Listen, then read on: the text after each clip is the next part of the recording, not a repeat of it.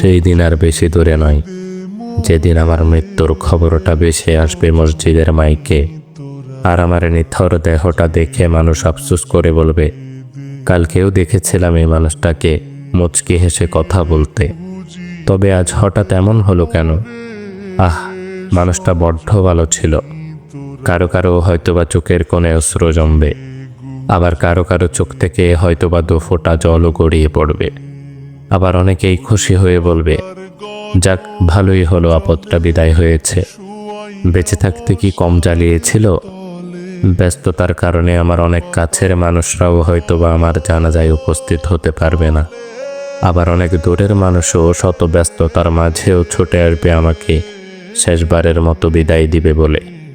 লুকিয়ে থাকবো আমি 3 টুকরো সাদা কাফনের আড়ালে। কেউ কেউ ছুটে আসবে আমাকে শেষবারের মতো একটুখানি দেখবে বলে। আবার কেউ কেউ আমার মৃত্যুর সংবাদ শুনে দোয়া পড়াটাও প্রয়োজন বোধ মনে করবে না।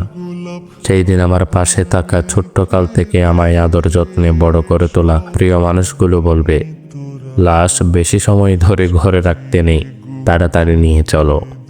দাফন কার্যে অত বেশি দেরি করতে নেই। শত কষ্ট উপেক্ষা করে তৈরি করা আমার সাজানো গোছানো জীবনের সমস্ত সম্পর্ক, টাকা পয়সা, গাড়ি বাড়ি, জায়গা জমি ইত্যাদি কিছুই আর আমার থাকবে না।